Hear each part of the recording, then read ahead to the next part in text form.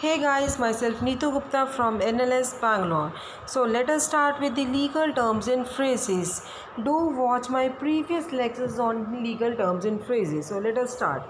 First is scrivener. Scrivener means कौन है ये कोई भी पर्सन है जो किसी दूसरे के लिए कोई डॉक्यूमेंट लिखता है and he is not writing in voluntarily, free नहीं लिख रहा, वो मीन्स कि he is writing for some fee. अब अगर हम कह रहे हैं कि जो लॉयर है उसने अगर लीज़ कॉन्ट्रैक्ट लिखा, लीज़ डीड लिखी है, तो he is writing for a fee. उसके क्लाइंट ने कहा कि आप मुझे लीगल एडवाइस दो और इस केस पे, तो he is again taking a fee for that. Is it clear? That is a schemer. Next is seal. Seal क्या है?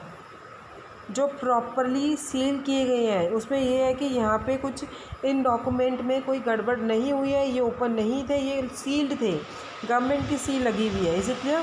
सो device which creates an impression upon paper और melted wax used by the government agencies, corporations and notaries public to show that the document is valid, executed, acknowledged or witnessed, since the seal is unique to the sealer. So जो corporate seals हैं, they state the name, date and place of incorporation. Notaries increasingly use a rubber stamp instead of a seal, since the print is easier to microfilm for official recording than is a faint embossed impression. Is it clear? That is a seal. Now next is sealed verdict. Sealed verdict क्या होता है कि जो एक jury की decision है और उन्होंने थोड़ा सा टाइम लगा दिया, डिले कर दिया रिज़ल्ट को अनाउंस करने के लिए, जिसके लिए जज को वेट करना पड़ा, पार्टीज़ को वेट करना, अटॉर्नीज़ को वापस कोर्ट में आना पड़ा. सो जो वर्डिक्ट है that is kept in a sealed envelope until the handed to the जज व्हेन द कोर्ट. ठीक है, जब डिले हो गया तो वो जो वर्डिक्ट है उसको सील्ड एनवलप में रखा जाएगा जब तक उसको जज को हैंड ओवर नहीं कर देंगे. That is a sealed verdict. Now next is sealing of the records. जज का कोई डिसीजन है, जज के कोई रिकॉर्ड्स हैं जो कि सीक्रेट रखे गए हैं. जैसे कि क्रिमिनल रिकॉर्ड्स हैं वो सीक्रेट रखे जाते हैं, वो सील करके रखे जाते हैं अंडर एज ऑफेंडर्स के, क्योंकि वो एग्ज़ामिन नहीं कर सकते जब तक कोई स्पेशल कोर्ट ऑर्डर नहीं आ जाएगा. So they are the sealing of the records. Is it clear? Next is search. Search का है कि कुछ एग्ज़ामिन करना. किसी कोई बिल्डिंग में जाके आप सर्च कर रहे हो, किसी के घर पे जाके सर्च कर रहे हो. Is it clear? जनरली उसके लिए सर्च वारंट होता है, तो अगर आपके पास सर्च वारंट है you can search that place. See reading for you. To examine another's premises to look for evidence of criminal activity. It is unconstitutional to conduct a search without a search warrant issued by a judge or without facts which give the officer probable cause to believe evidence of a specific term is on the premises and there is not enough time to obtain a search warrant. Is it clear? Next is search and seizure. अब आपने क्या है, कोई person को चाहे search कर रहे हो, चाहे किसी प्लेस को सर्च कर रहे हो, वहाँ पे अगर आपको कुछ मिल रहा है तो आप उसको सीज भी कर रहे हो, अपने कस्टडी में भी ले रहे हो. Is it clear? So examination of a person's premises by law enforcement officer looking for the evidence of a commission of a crime and taking of articles of evidence such as controlled narcotics, pistol, counterfeit bills and a blood-soaked blanket. Is it clear? So that is search and seizure. Next is search warrant. अब search warrant ये है कि जब भी आपको कोई place search करनी है, is it clear, whenever you want to search a place, उस टाइम पे जज आपको एक रिटन ऑर्डर देता है कि इस जगह को जाके या इस प्लेस को जाके या फिर किसी पर्टिकुलर पर्सन के बारे में बोलते हैं कि इनको आइडेंटिफाई करो, सर्च करो. That is a search warrant. A written order by a judge which permits a law enforcement officer to search a specific place and identifies the person and article intended to be seized. Such a search warrant can only be issued upon a sworn written statement of law enforcement officer, including a prosecutor. Is it clear? Now let us talk about second degree murder. Second degree murder है कि जहाँ पे pre mediated नहीं था, pre planned नहीं था. Assault commit कर रहे थे, उसे असॉल्ट करते करते क्या हो गया, विक्टिम की डेथ हो गई. तो सेकेंड जो फर्स्ट डिग्री मर्डर्स होते हैं they are premeditated, but second degree murders premeditated नहीं, प्री प्लान नहीं होते हैं, इंटेंशनल किलिंग नहीं है. Is it clear? Next is secondary boycott. Now what do you mean by the term secondary boycott? Secondary boycott का मतलब है कि जहाँ पे आपने let me read for you first, then I'll explain you. An organized refusal to purchase the products of, do business with or perform services for a company which is doing business with another company where the employees are on strike or in a labor dispute.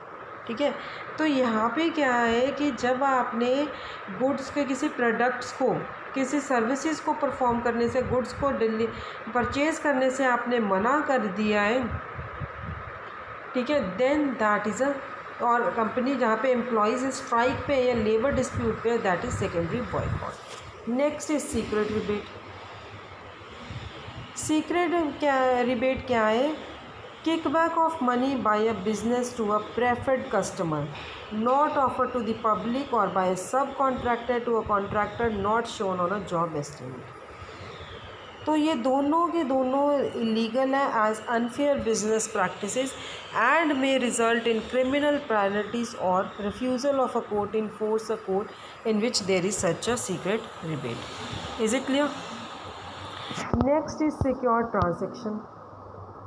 जहाँ पे आप कोई loan ले रहे हो, वहाँ पे आपकी प्रॉपर्टी आपने प्लेज करवाई गई है, that is a secure transaction. कोई भी सिक्योरिटी दी है.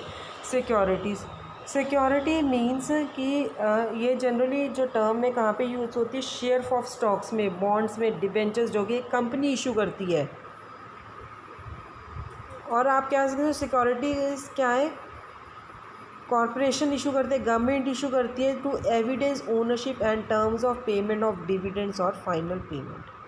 इनको सिक्योरिटीज इसीलिए कहा जाता है कि जो कंपनी के एसेट्स या प्रॉफिट होते हैं वो उसमें क्या है, या फिर कोई क्रेडिट है of the government, that stand as a security for the payment, that is securities. Now next is security deposit. Security deposit क्या है कि सपोज जब when you are taking any premises on a rent, तो उस time पे landlord कहता है कि मुझे सिक्योरिटी दे दो कि जो 1 महीने का रेंट है वो आप मुझे पहले एडवांस में दे दो 1 महीने का. तो वो सिक्योरिटी आपको वापस भी हो जाती है जब वो आप प्रेमिसेस को छोड़ोगे. See, payment required by a landlord from a tenant to cover the expenses of own any repairs of damages to the premises greater than the normal wear and tear. Security deposit must be returned within a short time after the tenant vacates. So less, जब जो security है वही मैंने आपको बता दिया कि security वो वापस हो जाएगी जब टेनेंट उसको वैकेट कर देगा, उस प्रॉपर्टी को, उस प्रेमिसेस को. Is it clear? सो जो डैमेजेस हैं are usually subject to the judgment of the landlord who may desire to paint and refurnish on the tenant's money, which results in many small claim suits. That is a security deposit. Next is security interest. ये एक lender की जो property rights हैं या creditor की, whose right to collect a debt is secured by the property. Next legal term is sedition. Sedition means you can say it, ये जो sedition का क्राइम है, it generally involves conspiring to disturb the legal operation of the government. It is an offence against the government, you can say. ठीक है, अब हम ये कि किसी गवर्नमेंट का जो एनिमी है उसको सपोर्ट कर रहे हैं, that is sedition. Crime of advocacy of insurrection against the government or support for an enemy of the nation during the time of war by speechless publications and organization. So sedition usually involves an actual conspire to disrupt the legal operation of the government and is beyond expression of an opinion or protesting government policy. So sedition is a lesser crime than treason, which requires actual betrayal of the government or espionage. Is it clear? तो espionage क्या है?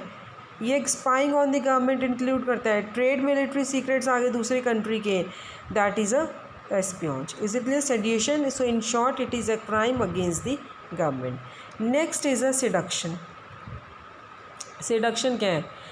Where there is a use of charm, salesmanship, promises, gifts, flattery to induce another person to have sexual intercourse outside the marriage without any use of force or intimidation. तो इसको हम एक तरह से क्या सकते हैं, एडल्ट्री कह सकते हैं in the criminal code. So does the seduction. Is it clear? Next is seize in. Seisin ये एक ओल्ड टर्म है जिसमें कि आप कह सकते हो for having both possession and title of real property. ये जो वर्ड है ये आपको पुरानी डीड्स में मिलेगा जहाँ पे ownership in fee simple means full title to the real property, that is seize in. Is it clear? Next is seized. Now what do you mean by the term seized? Seized का मतलब है ownership. Owner, आपके पास ownership थी, seize कर लिया वो आपकी property, किसी ने आपसे ले लिए, गवर्नमेंट ने सीज़ कर लिया कुछ भी. So having ownership commonly used in wills as I give all the property of which I die seized as follows. Having taken possession of evidence for use in criminal proceeding. Property by force ले ली है, that is a seizure. Again वही चीज़ आ गई है. Read कर रही हूँ, समझा मैंने आपको दे दिया कि क्या होता है.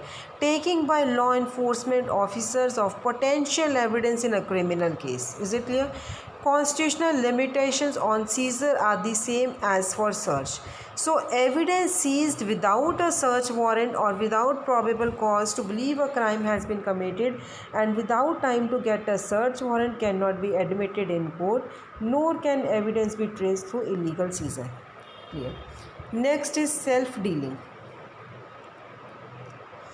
Self-dealing means stock marketing.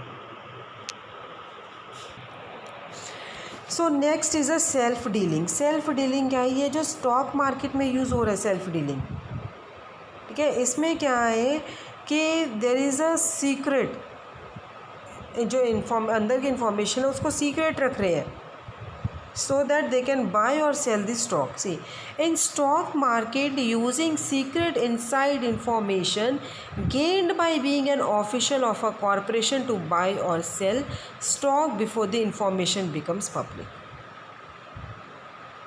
Self dealing general case में यूज़ हो सकते हैं. General partners of a limited partnership, जो लिमिटेड पार्टनर्स में डिफाइन नहीं है, इन्फॉर्म नहीं किया लिमिटेड पार्टनर्स ऑफ बिजनेस को. Is it that is self dealing. Next is the self defence. Self defence means अपने आप को प्रोटेक्ट कर रहे हो. आपको कोई मार रहा है, ठीक है, तो आप उसको अपने आप को प्रोटेक्ट करने के लिए उसको मार रहे हो, that is a self defence. वो किसी को बहुत गुस्सा आया हुआ है, गुस्से में आपको मार रहा है, you can defend. Even if a person who is incompetent means कि जो माइनर है या फिर इंसेन है, उसको नहीं पता कि उसके जो वो काम कर रहे हैं उसके क्या कॉन्सिक्वेंसेज होंगे, तो उससे के अगेंस्ट भी आप अपने आप को प्रोटेक्ट कर सकते हो, that is self defence. So I am reading for you this use of reasonable force to protect oneself or members of the family from bodily harm from the attack of an aggressor if the defender has reason to believe he or she that there is in danger. So self defence is a common defence by a person accused of assault, battery or homicide. Force used in self-defense may be sufficient for the protection from apparent harm or to halt any danger from attack, but cannot be an excuse to continue the attack or use excessive force. Is it clear? So this was self-defense. Thank you guys.